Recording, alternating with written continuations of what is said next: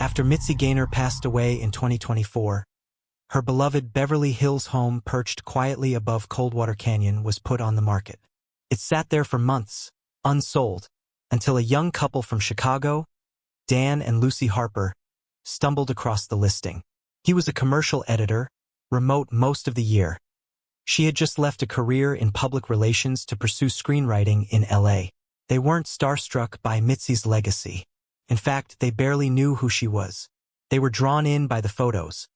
Wide arched doorways, sunlit rooms, a pool shaped like a grand piano. They bought it in cash, thanks to Lucy's inheritance from her late father.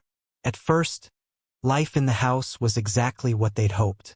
Quiet, private, elegant in a faded 1960s sort of way. The walls still carried the scent of old perfume and something dry dust or talc. They even kept some of Mitzi's furniture that came with the sale. A pair of velvet chairs, a mirrored vanity, a curved settee in the foyer. It all looked too perfect to let go. But the house wasn't entirely still. The first night they slept there, Lucy woke to the sound of humming. It was faint, but distinctly a woman's voice. Dan didn't hear it. She brushed it off. Old pipes, maybe. Echoes. A neighbor. But it came again. And again. Always around 2:30 a.m. She tried recording it on her phone. Playback caught nothing. But she started to notice other things minor at first. Fresh flowers in a vase they didn't buy. A lamp they never turned on glowing faintly at dawn. The piano-shaped pool light flickering on in the middle of the night, even when unplugged. By mid-April, Lucy grew more unsettled. She had started writing again but couldn't focus. She said the house was too aware, as if it was watching her. She'd get up in the middle of the night and find herself standing in front of the vanity, not knowing how she got there. Once, she was sure she saw her reflection smile even though her own face was still. Dan dismissed it. "You're just overwhelmed. Big move. New job. Creative stress." But then he saw something, too. One night, while editing a car commercial in the den, Dan caught a flicker in the hallway. He swore it was a woman's shoulders back, in an evening gown just standing there. When he looked again, she was gone. He laughed it off, texted Lucy about it. "Mitzi's checking in on my cut," he joked. But Lucy didn't laugh. That same night, she'd found one of Mitzi's old journals in the laundry chute. It wasn't there before they'd checked the whole house weeks ago. The book was water-damaged and smelled like roses. The writing, neat and loopy, trailed off halfway through a sentence on the last page. "It's not the house that keeps me here. It's what I couldn't leave behind." What that meant, they didn't know. And when Lucy asked the realtor about the journal, she went cold. "That's impossible," she said. "Mitzi's personal items were taken by the estate. Nothing like that should be left." In May, things escalated. A neighbor, an older woman named Paula who'd lived down the street for 40 years, invited Lucy over for coffee. Paula's warning was subtle, but clear. That house was always a little performative, if you know what I mean. Things didn't stay still. Mitzi had people over who weren't there anymore. And sometimes she'd talk about a man in the mirror. "You just be careful, dear. That house doesn't forget its applause." That night, Lucy asked Dan to sleep in the guest room. She couldn't sleep in the primary suite anymore. She said it was too loud, even in silence. The next morning, the mirror above the vanity was shattered from the inside. No signs of break-in, no seismic activity, no reason. Still, Dan made excuses. Old glass. Could have buckled. By summer, Lucy wasn't writing anymore. She started locking herself in the den with Mitzi's journal, convinced the entries were unfinished, coded, even prophetic. Dan found pages taped to the walls with lines circled in red ink. "A laugh leaves the longest shadow. Curtains open both ways. He never forgave me. Not fully." Dan confronted her. She screamed. She said she wasn't Lucy anymore, not fully. That someone was trying to use her face to fix something. He called her doctor. She refused to go. And then one night, June 21st, 2025, Dan came home from a shoot and the house was dark. Lucy was gone. Her phone was left on the charger. The pool lights were on, humming. Her script pages floated like petals on the water. She was found 2 days later, wandering Coldwater Canyon barefoot, speaking in old show tunes, her voice raspy from the dust. She had no memory of what happened. Dan moved out in July. The house is back on the market now. No staging. No tours. A small disclaimer is listed on page 5 of the disclosure forms. Owner reports unexplained disturbances including lights, sounds, and sensations of presence. No known structural issues. But the lights in the pool still flicker, especially around 2:30 a.m. And some say, if you stand in the hallway mirror just right, you'll see her behind you, smiling, still waiting for the curtain call. Don't forget to subscribe and like if you liked this story. When the house went back on the market in the summer of 2025, it was listed quietly, almost sheepishly, through a boutique agency that specialized in properties with unique histories. The listing didn't appear on major sites. No Instagram ads. No glossy brochures. Just a whisper campaign passed through the word-of-mouth circles of certain Los Angeles creatives, people who, either by temperament or experience, had learned to look for silence where others saw beauty, and to treat silence, especially in old homes, not as absence, but as echo. The next buyers were neither young nor naive. Peter Sorensen and Elias Kane were in their early 40s, former Broadway choreographers who'd left New York in 2020 after the lockdowns shuttered the theaters and scattered their troupe. They'd settled in Silver Lake for a while, picking up freelance work in film and music videos. But their hearts never left the stage. They missed velvet curtains, missed the weight of old wood, and whispered superstitions passed from dressing room to dressing room. They understood ghosts not in the childish way, but in the way a theater understands them. Residual presence, lingering rhythm, rooms that remember. Peter saw the listing by accident, or so he claimed. A link embedded in an email, no subject line. He couldn't trace it back. No sender. No header. Just the name. Gaynor Estate, Coldwater Canyon. They toured the house at dusk. The agent, a man named Desmond with hollow eyes and a limp he never explained, let them in with no flourish. He kept his hands in his pockets the entire time. Never smiled. The house was quiet. Too quiet. The kind of quiet that suggested not emptiness, but expectation. Like the second before a soloist takes the stage. Or the hush between thunderclaps. And despite everything, despite the chipped corners of old mirrors, the faint rust along the edge of the tub, the whiff of powder and fading perfume that still lingered in the bedroom air, they both said yes. Immediately. There was no negotiation. No inspection. Elias wrote the check in full before the tour was over. He told Peter later that he felt compelled to do it. Not in a reckless way, but as if something ancient and magnetic had reached out and placed his signature for him. He said the house felt like choreography. Like everything had been set a long time ago, and we just had to move into place. They moved in on August 3rd, under a pale sky and soft wind. The jacaranda trees were bare by then, their petals scattered along the stone steps like small purple bruises. Inside, they kept the furniture just as Lucy and Dan had. Even restored the vanity mirror, though the glazier had trouble sourcing a pane that fit the curved frame exactly.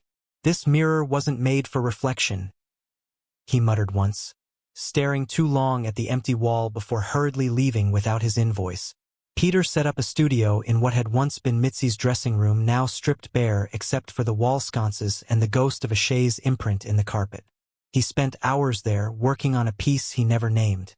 A movement with no music, just silence and gesture. Elias, meanwhile, fell into the garden. The roses were stubborn that summer. Most had browned and twisted at the tips, but he found new buds emerging under the hedges. White. And then, without explanation, a deep red. Velvet red. A color that didn't exist in any rose catalog he could find. He started pruning late into the evenings, sometimes forgetting to eat. His hands raw and dotted with thorns. He said he heard humming out there. From the house. A soft, dragging contralto. Almost like laughter slowed down. He didn't tell Peter at first. Didn't want to startle the balance. But Peter had noticed something too. Not a sound, but a shadow. Not behind him, but inside the mirror. It began in the guest hallway. That narrow corridor connecting the old trophy room to the back stairwell. The mirror was long and flanked by two outdated sconces, gilded and flaking. Peter had passed it many times without thought. Until one night, while heading to the kitchen for water, he stopped. Not because of what he saw, but because of what he didn't. His reflection was there, yes, but something about the angle was wrong. His body was centered, but the hallway behind him, the reflection of it, was tilted, skewed slightly left, like the architecture in the mirror obeyed a different blueprint. He leaned in, blinked, touched the glass. For a second, just one, he saw her. Over his shoulder. Her hair perfectly coiffed. A shimmer of chiffon at her shoulder. One hand on her hip. One eye half closed like she was mid-laugh. Not Mitzi as she was at the end, frail and private. But Mitzi as she was in the photos. The icon. The host. The mirror blinked. And she was gone. He didn't tell Elias that night. But that same evening, Elias found a note in the garden bed tucked under one of the red rose bushes. A piece of stationery. Crisp. Smelling faintly of gin and foundation powder. Written in deep blue ink. Cursive with a tremor. Let them look. But don't let them speak. He brought it inside. Placed it on the table. Peter saw it and didn't ask where it came from. He simply nodded. As if the note confirmed something he'd suspected all along. That night, neither of them slept. The house did not groan or creak. The air did not shift. There was no sudden chill or slamming door. Instead, the lights above the vanity pulsed once, then held. The record player in the parlor began to spin. No hand touched it. And the house, for just a moment, breathed. Not in, not out, but inward, toward something. Something that hadn't yet finished its final scene. Peter couldn't sleep that night. The house was too quiet, too still. It was an unnatural kind of quiet, like the kind that lingers after the applause has died down, and the performers, still in costume, wait backstage in the dark.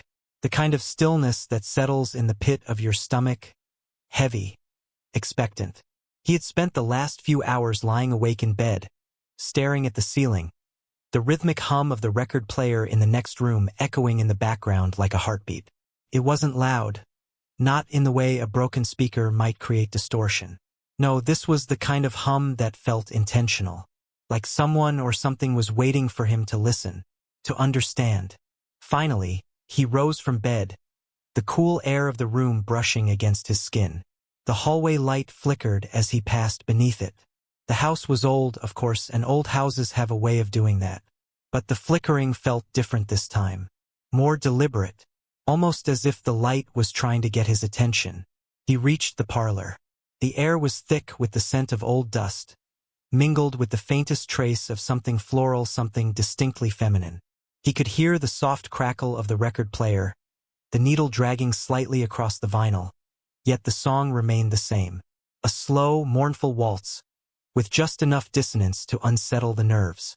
Peter had never liked waltzes. They made him dizzy, as if the world was spinning in a circle he couldn't escape. He moved toward the record player, his feet almost soundless on the hardwood floors. The moment he touched the edge of the turntable, the music abruptly stopped, cutting off in the middle of a note. It was then that he heard it, the soft shuffle of footsteps behind him.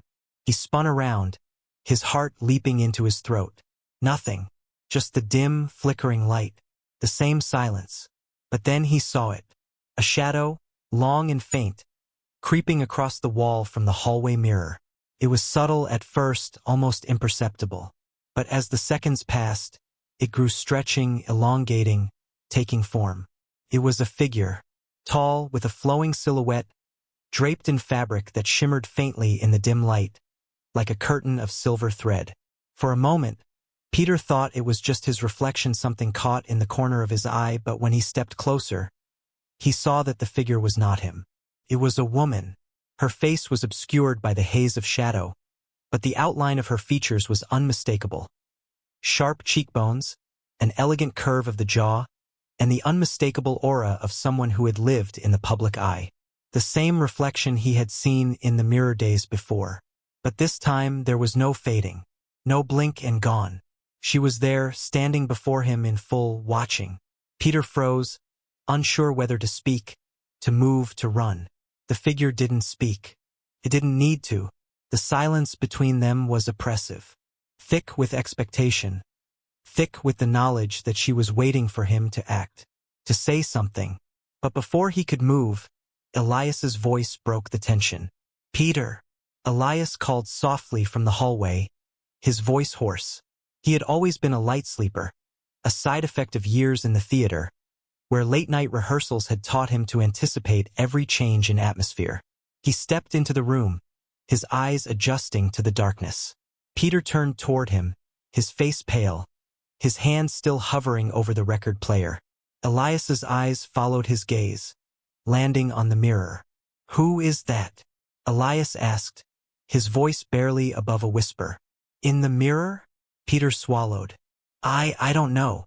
The figure in the mirror remained still, its faint shimmer like the soft flicker of candlelight, but it seemed to grow even more distinct now, as though it was slowly becoming more real by the second. Elias stepped closer, his eyes narrowing. "That's her, isn't it?" Peter didn't need to ask who Elias meant. The woman in the mirror was unmistakable. The same woman they'd seen in old photographs. The same one whose ghost had haunted there every waking hour since they'd moved in. Mitzi Gaynor. But it wasn't just her face.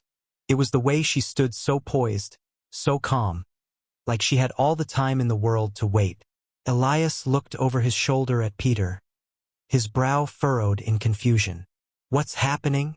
Peter opened his mouth to respond, but before he could speak, the room seemed to shift. The air grew heavier, thicker, as if something unseen had pressed against the walls. The temperature dropped. The room, once filled with the scent of dust and old wood, now carried a faint trace of perfume, a rich, cloying scent that was unmistakable. Roses. Sweet but overpowering. It was the same scent that had lingered around Mitzi's belongings, the one that seemed to follow her everywhere. But now it felt different. The perfume wasn't a memory, it was alive. In the air, surrounding them, the figure in the mirror moved. Not a shift, not a slight tilt of the head, but a full, deliberate motion. She raised a hand, slowly, as if inviting them in, as if beckoning them toward her. Elias stepped back, his chest tightening with something that could only be described as dread. "Peter, we need to leave." But Peter couldn't move. He stood frozen, watching the figure as she slowly stepped toward the edge of the mirror. She seemed to glide rather than walk, the fabric of her gown trailing behind her like smoke. Then, without warning, the mirror cracked. A single, jagged line split down the center, and the reflection shattered into thousands of fractured pieces. For a moment, everything was still, and then, as if orchestrated by some unseen hand, the glass shattered into a million pieces, cascading across the floor in a chorus of tinkling, sharp sounds. The room seemed to grow darker, the lights flickering one last time before they went out completely. In the total darkness, Peter heard it again, the faintest hum, growing louder now. Louder, and then a laugh. It wasn't a gentle, melodic laugh like they'd heard before. This was something else, something darker. And then came the whisper, soft and chilling. "You cannot leave, not yet. Not until the story is told." Peter's heart pounded in his chest. His breath hitched. He turned to Elias, who was still standing frozen in the doorway, but now his face was pale. His lips parted in disbelief. "Did you hear that?" Peter asked, his voice trembling. Elias nodded slowly, his expression distant. I think it's her. She wants us to stay." The house, it seemed, wasn't done with them yet. In the days that followed, Peter and Elias tried to leave. They packed their bags, called the movers, did everything they could to escape the house. But it was as if the very air around them had become thick with an unspoken command to stay. The doors wouldn't open, the windows wouldn't budge. Every time they tried to step outside, they found themselves back in the same hallway, the same parlor, the same chilling mirror. The figure, Mitzi's reflection, had not left. In fact, she had only grown more defined, her presence more commanding. The perfume lingered, thick and suffocating, and the record player continued its slow waltz, as though the house itself was forcing them to listen to the same story over and over again. And then, one evening, the mirror cracked again. This time, it didn't shatter. Pulled inward, as if it was absorbing everything it could. Peter and Elias stood transfixed, their faces reflected in the shards, their own forms warping like ripples in water. The reflection of Mitzi grew clearer and clearer, no longer just a shadow or a mere outline. She was there, standing in front of them, her smile wide, her eyes glistening with the faintest flicker of recognition. With a deep breath, Elias whispered, "We've become part of the story." And then, as if the last piece of the puzzle had finally clicked into place, the house exhaled a long, deep breath and everything went still. The mirror darkened. The music stopped. The house had decided. It would keep them now just like it had kept Mitzi for so long. They weren't trapped by the walls or the doors. No, they were trapped by the story itself captured in the reflection, doomed to wander the corridors forever, never able to leave, never able to speak, always waiting for the next act to unfold. And in the distance, deep within the house, another door creaked open, as if inviting the next unwitting souls to come and find their place in the endless cycle. Don't forget to subscribe and like if you liked this story.